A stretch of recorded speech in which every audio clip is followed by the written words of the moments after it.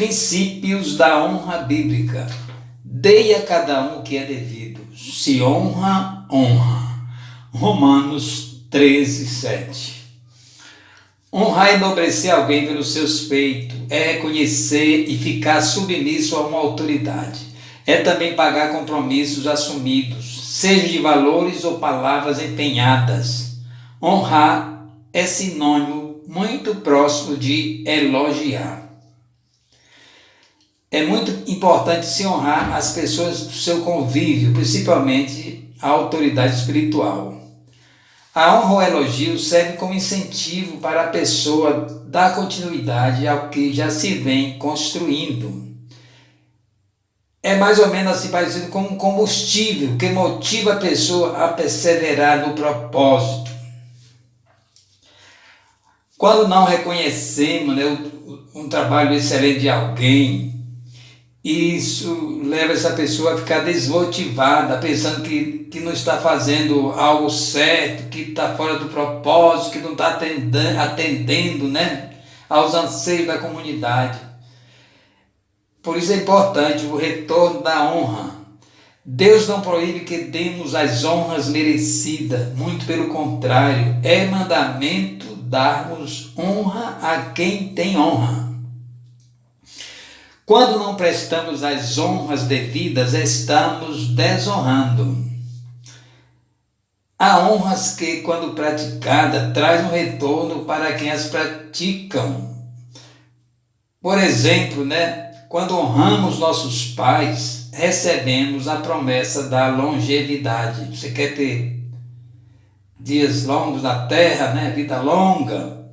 Honre seu pai e sua mãe, A Bíblia diz que é o primeiro mandamento com promessa. Quando devemos honrar dobrado? As Escrituras nos falam que devemos honrar duplamente nossos guias espirituais. Veja que está escrito em 1 Timóteo 5,17, na versão judaica. Diz assim: os líderes que conduzem bem devem ser considerados dignos de dupla honra, especialmente os que trabalham arduamente no anúncio da palavra e no ensino. Está vendo aí como é importante a honra?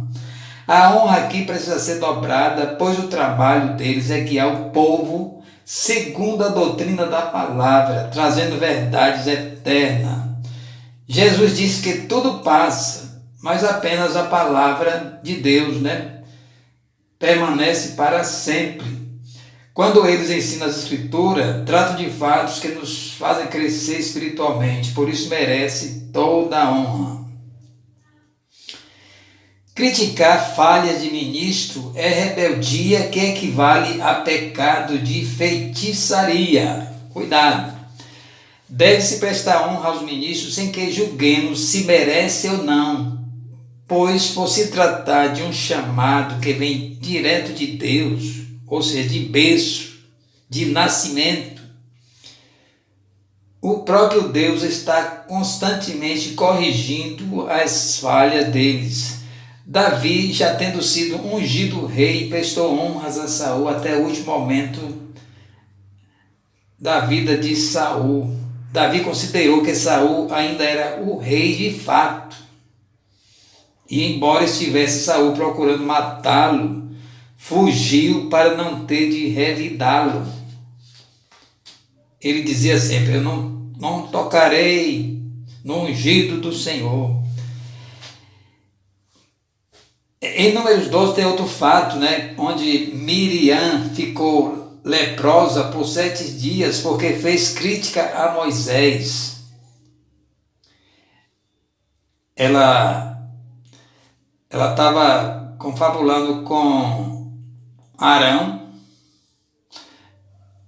e Deus atentou para o que ela falava, e eles falavam, e o próprio Deus chamou os dois e mais Moisés, e Deus esclareceu que com Moisés ele tratava pessoalmente, ou seja, Deus falava com Moisés face a face, ou seja, não cabe vocês criticar o meu servo Moisés, porque dele eu cuido.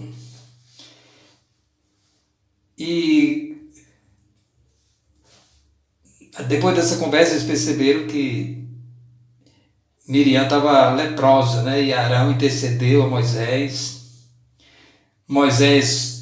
Aí Deus até retrucou para Moisés assim: se por acaso, né, um pai cuspisse no seu filho, ele não ficaria isolado, né, como imundo. Portanto, mande ela para o isolamento e ficará lá por 7 dias. Então, aquela viagem no deserto, né, ela sofreu um atraso de 7 dias, enquanto Miriam se recuperaria da lepra. Porque aquele ato foi considerado rebeldia, né, e Deus tratou imediatamente daquele caso de rebeldia, né.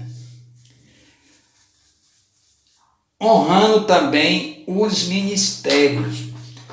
Nós precisamos também honrar os ministérios, né, constituídos pela congregação.